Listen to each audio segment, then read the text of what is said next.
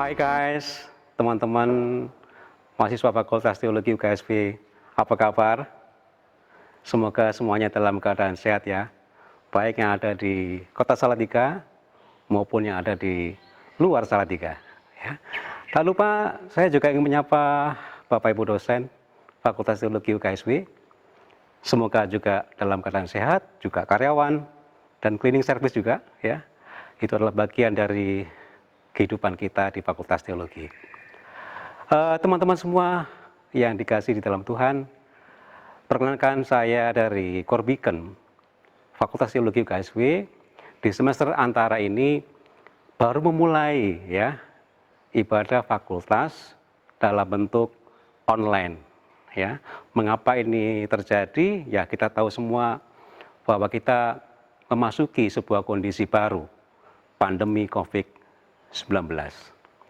Nah, oleh karena itulah dengan kondisi semacam ini kita mengalami di semester antara ini, ya, kuliah juga dilakukan secara online, dan kami juga dari Korbikem bersama dengan tim ibadah fakultas sudah mempersiapkan hal ini. Oleh karena itulah kami akan menayangkan ya ibadah fakultas ini juga dalam bentuk online ya. Korbikem dan tim Fakultas Teologi membuka channel YouTube, teman-teman ya. Channelnya diberi nama Ibadah Fakultas Teologi UKSW ya. Teman-teman bisa melihat di channel tersebut, bisa memberikan komen ya, subscribe ya, like dan share ya. Ini kayak YouTuber aja ya. Ya, selama semester ini kita akan menggunakan ibadah online dengan channel YouTube. Dan teman-teman semua, di semester antara ini ibadah akan disuasanai, disemangati dengan sebuah tema, yaitu bersama Kristus di era new normal. Ya, kita memasuki sebuah kondisi baru karena COVID-19 ini. Kita harus menjaga jarak, harus pakai masker, ya, dan banyak aturan-aturan kesehatan yang harus kita perhatikan, dan itu menjadi sebuah habitat baru. Oleh karena itulah, saya dari Korbikem dan tim ibadah fakultas mengajak teman-teman semua tetap semangat, ya, tetap kreatif dan produktif, ya, dan semoga ibadah online di semester antara ini tetap menjadi berkat dan inspirasi bagi kita semua. Demikian dan selamat mengikuti ibadah Fakultas Teologi UKSW. Terima kasih, selamat beribadah.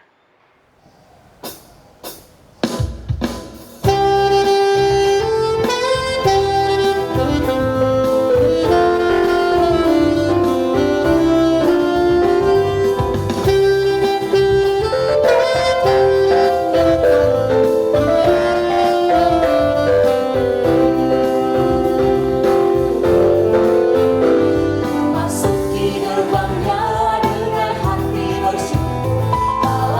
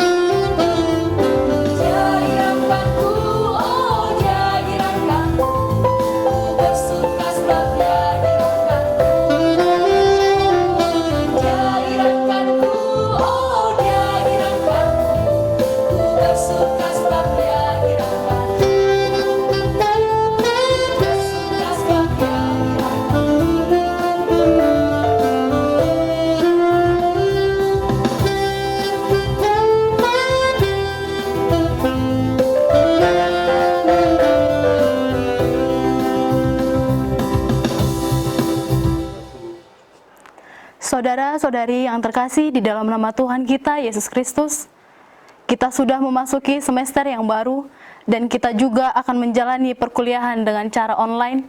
Mengapa demikian? Kita pasti sudah tahu apa yang terjadi di negara kita, bahkan di seluruh dunia, yaitu terjadi COVID-19 atau Corona. Bukan karena ada COVID-19 ini kita tidak dapat melakukan perkuliahan, melainkan kita akan tetap belajar dengan kebiasaan dan situasi yang baru. Maka dari itu, saudara-saudari, ibadah ini kita mulai dengan melandaskan pada pengakuan bahwa pertolongan kita berasal dari Tuhan yang menciptakan langit dan bumi, yang tidak pernah meninggalkan kuasanya dan kasih setianya kekal selama-lamanya. Kasih karunia dan damai sejahtera dari Allah Bapa, Yesus Kristus dan Roh Kudus kiranya menyertai kita sekalian. Amin. Kita lanjutkan ibadah kita bernyanyi dari Kidung Nyanyian Kunyanyi Haleluya.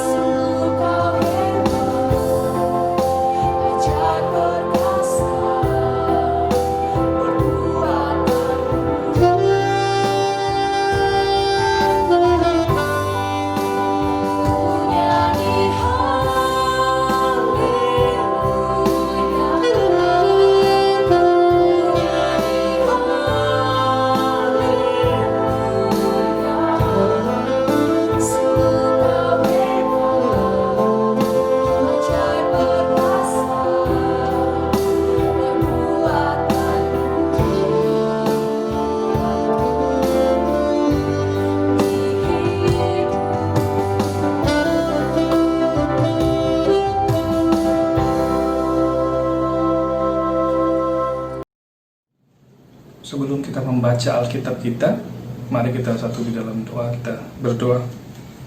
Dalam kerendahan hati kami ya Bapa, dalam keterbatasan kami mengaku kelemahan kami.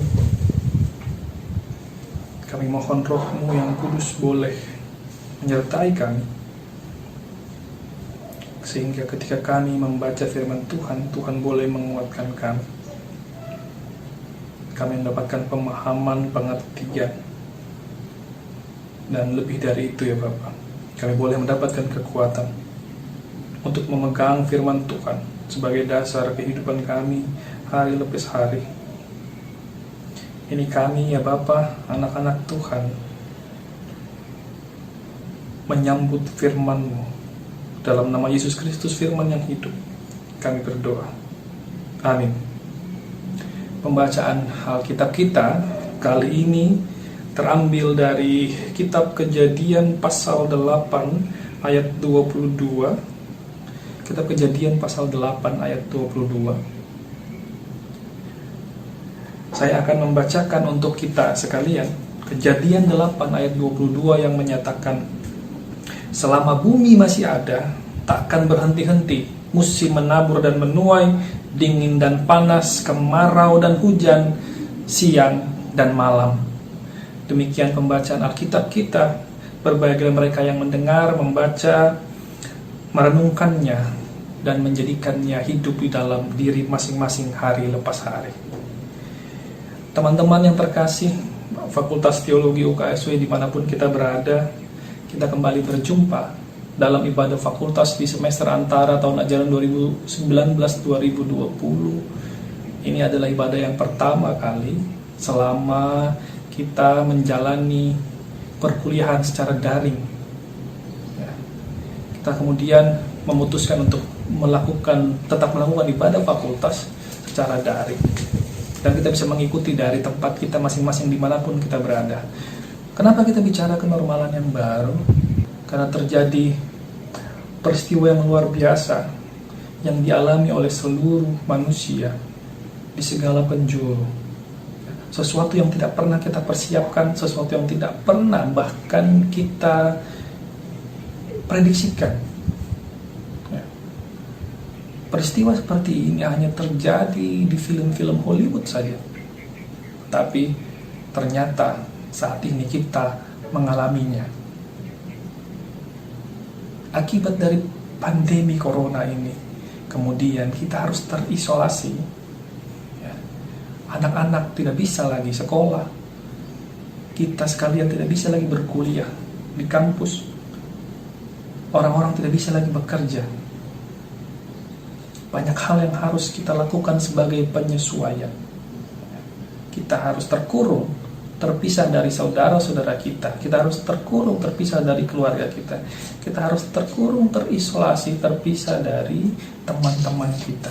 Mau mengajak kita melihat di Alkitab sendiri ada banyak peristiwa-peristiwa yang menunjukkan keterisolasian.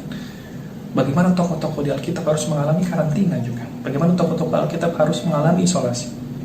Di Perjanjian Baru kita tahu Yohanes harus dibuang ke Pulau Patmos dan mengalami isolasi di sana. Tetapi apa yang terjadi dengan Yohanes? Di saat isolasi di Pulau Patmos, dia menuliskan wahyu. Dia menuliskan sebuah kitab. Tentunya saya tidak berharap bahwa kita saat isolasi begini tiba-tiba merumuskan kitab suci yang baru. Di Injil Yohanes kita mengetahui murid-murid Yesus bersembunyi, terisolasi dalam satu ruangan karena ketakutan pada orang-orang Yahudi setelah Yesus mati. Saya bacakan Yohanes 20 ayat 19 untuk kita sekalian. Berkumpullah murid-murid Yesus di satu tempat dengan pintu-pintu yang terkunci karena mereka takut kepada orang-orang Yahudi. Tentunya kita tahu saat itu pastinya lebih tidak menyenangkan dibandingkan keadaan isolasi kita sekarang. Ya, pada waktu itu belum ada Netflix, belum ada TikTok. Mereka hanya terkurung di dalam satu ruangan bersama dengan murid-murid yang lain. Nah, di Perjanjian Lama kita melihat beberapa peristiwa isolasi. Yang pertama, misalnya saya mau mencontohkan bagaimana orang-orang Israel setelah keluar dari perbudakan di Mesir, mereka berada di padang gurun selama 40 tahun. selama 40 tahun mereka terputar-putar di satu padang gurun saja. Mereka susah punya makanan, mereka susah punya minuman, mereka sangat menderita. Bahkan ada satu saat mereka memberontak kepada Musa sebagai pemimpin, mereka memberontak kepada Tuhan sehingga mereka membuat patung untuk memuaskan kerinduan mereka akan Tuhan. Sama seperti kita sekarang.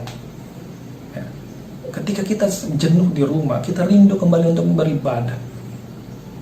Jangan sampai juga tentunya ketika kita jenuh di rumah, ketika jenuh terisolasi, lalu kita bikin agama baru, kita ciptakan berhala di rumah, seperti orang Israel.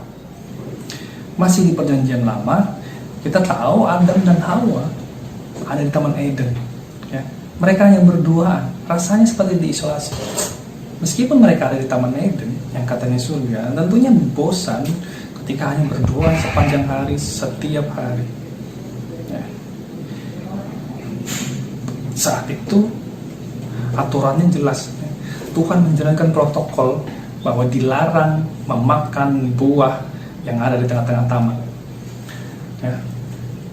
Tapi karena hanya berduaan saja, kebosanan mungkin, lalu godaan ular memakan buah pengetahuan yang baik dan yang jahat. Pelanggaran terhadap protokol yang ditetapkan oleh Tuhan itu membuat mereka dihukum, membuat mereka mengalami sesuatu yang tidak baik. Nah, isolasi yang terjadi di Alkitab juga dialami oleh Nuh dan keluarganya. Selama 150 hari, air itu meliputi bumi. Di bulan ke-7 baru air itu mulai surut, dan air itu mulai kering di bulan yang ke-10. Itu pun masih menunggu 40 hari, 7 hari lagi, 7 hari lagi. Nyaris satu tahun, Nuh dan keluarganya harus berada di dalam bahtera. Apa yang mau saya katakan di sini? Dari sini kita melihat bagaimana pengalaman orang Israel, pengalaman keimanan mereka. Ketika orang Israel setelah diperbudak dan 40 tahun berada di padang gurun, mereka mengimani bahwa mereka akan memasuki tempat yang baru bersama-sama dengan Allah. Mereka bersiap-siap di tempat yang baru, kenormalan yang baru. Kita melihat bagaimana orang Israel setelah dibuang dan dijajah berpuluh-puluh tahun, mereka siap kembali ke tempat mereka. Mereka siap kembali ke Yerusalem yang baru. Ada kesulitan di sana, ada kehancuran di sana, ada kebinasaan di sana. Tetapi di balik kebinasaan itu, kesadaran mereka tentang pengharapan, kesadaran mereka tentang kesetiaan, ketaatan kepada Allah tetap ada. Hal pertama yang bisa kita renungkan, saya mengajak kita untuk berbicara, menghayati bagaimana iman kita, bagaimana spiritualitas kita ketika kita mempersiapkan diri kita memasuki kenormalan yang baru. Bagaimana iman kita, spiritualitas kita. Dalam bahasa saya mau menyebutkan pengalaman berketuhanan kita. Ya, harus ada pengalaman berketuhanan yang baru. Pengalaman berketuhanan kita yang baru akan berubah. Hal pertama yang mau saya ajak untuk kita renungkan adalah pengalaman iman dan spiritualitas kita yang harus dipersiapkan sebelum memasuki kenormalan yang baru. Kehidupan orang Israel di padang gurun dan di pembuangan tentunya membentuk pengalaman iman yang baru. Tentunya mereka bertanya, tentunya mereka merenungkan bagaimana Tuhan ketika mereka ada di pembuangan, bagaimana Tuhan ketika mereka ada di perbudakan, bagaimana Tuhan ketika mereka ada selama 40 tahun di padang gurun. Dari sini terbentuklah pengalaman ketuhanan yang baru, yang membekali, yang mempersiapkan mereka memasuki kenormalan yang baru, memasuki kehidupan yang baru. Mereka memahami Tuhan yang murka saat di padang gurun. Lalu bagaimana kemudian Tuhan ketika di tempat yang baru? Mereka memahami Tuhan yang mengizinkan mereka untuk dibuang dan dijajah oleh bangsa lain, padahal mereka adalah bangsa pilihan Allah. Tetapi dari situlah pengalaman iman itu, pengalaman berketuhanan itu harus mulai dimaknai baru oleh orang-orang Israel. Hal yang sama juga kita bisa lihat dari peristiwa air bah, peristiwa yang dialami oleh Nuh. Kalau kita baca di ayat-ayat sebelumnya, bagaimana Tuhan murka kepada manusia. Di Kejadian 6 kita bisa melihat bagaimana Tuhan menyesal. Saya ulangi lagi, Tuhan menyesal ciptakan manusia Sehingga Tuhan berniat, Tuhan bermaksud menghapus manusia di dunia ini. Itulah bagaimana murka Tuhan. Namun kemudian ketika Tuhan mengizinkan ada Nuh dan keluarganya selamat melalui bahtera itu, tentunya di sini Nuh akan berefleksi. Tentunya Nuh akan memiliki pengalaman iman yang berubah. Dari yang tadinya Nuh ketakutan, tapi kemudian dia melihat bagaimana pengharapan bersama Allah. Tuhan yang seperti apa yang akan menyertai memberkati mereka selanjutnya.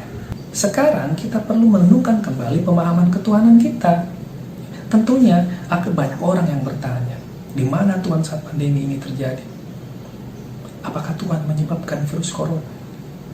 Kenapa Tuhan membiarkan ratusan ribu orang mati karena penyakit COVID-19?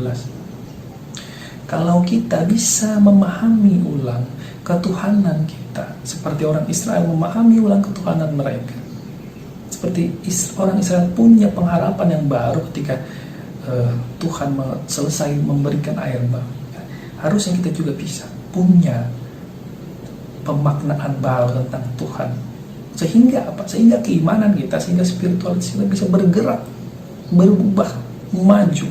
Sehingga pertanyaan-pertanyaan seperti kenapa Tuhan membiarkan virus corona, kenapa Tuhan membiarkan penyakit COVID-19, kenapa Tuhan membiarkan begitu banyak orang mati, bisa selesai.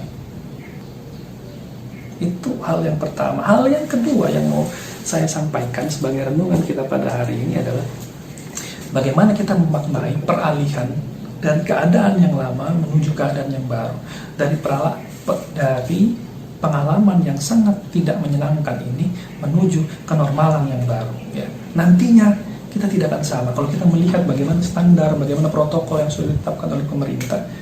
Ya, tentunya kita tidak akan bisa melihat keadaan yang sama seperti dulu lagi.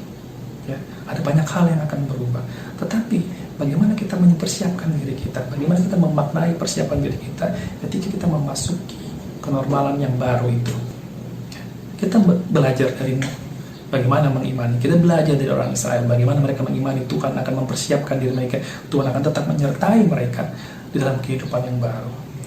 Tergambar dari ayat yang kita baca dalam Kejadian 8 ayat 22, bahwa bumi masih sama, bahwa nanti akan tetap ada musim menabur, bahwa nanti tetap akan ada musim menuai, tetap siang berganti malam, panas berganti dengan dingin, kemarau berganti dengan hujan.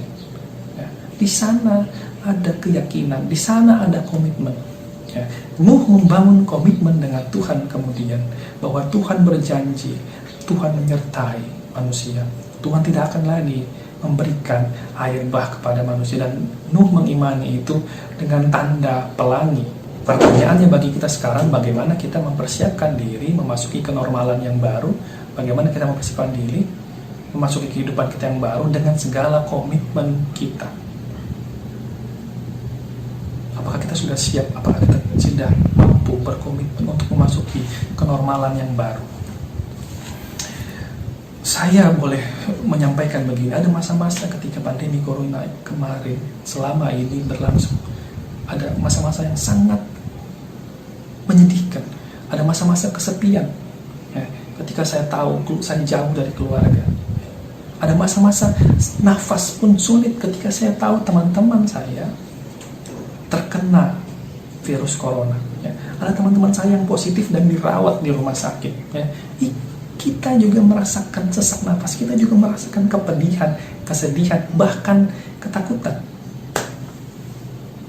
Tetapi seiring berjalannya waktu, ketika kita bisa mulai menerima keadaan, ketika kita sudah terbiasa dengan keadaan itu, oke, ternyata pandemi corona ini bukan soal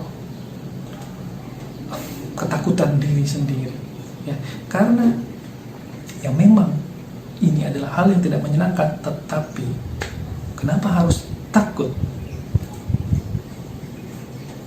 Saya lebih takut pandemi TikTok dan pandemi drama Korea sekarang. Ngomong-ngomong soal drama Korea,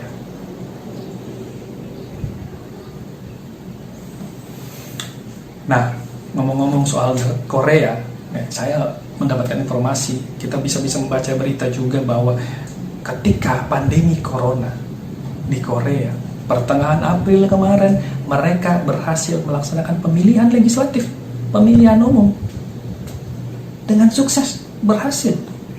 Dan kita diminta untuk mencontoh kalau mau melaksanakan pemilihan kepala daerah. Lalu kemudian kita mengatakan, ya wajarlah orang Korea berhasil melaksanakan, mengikuti pemilihan legislatif karena mereka memang disiplin dari sananya. Karena mereka taat dengan pemerintah. Beda dengan orang Indonesia. Ya, ketika McD Sarina, McD, ya, restoran cepat saji itu di Jakarta yang memang legendaris sih, yang ada di Jalan Tamrin itu, ketika restoran cepat saji mau ditutup karena orang merasa banyak punya kenangan di situ, berbondong-bondong, berduyun-duyun datang untuk bernostalgia di sana, foto-foto, posting di media sosial tanpa mengindahkan adanya PSBB, ya kan? Bedanya cara orang Indonesia dan cara orang Korea. Tapi harusnya kita tidak bisa, kita harusnya tidak merasa kecil hati tuh. Apa bedanya kita dengan orang Korea? Yang menarik kan begini, ya. Sekarang di Indonesia yang saya katakan tadi, ada banyak orang yang menggemari drama Korea, ada banyak orang yang menggemari film Korea, ada banyak orang yang menggemari budaya Korea.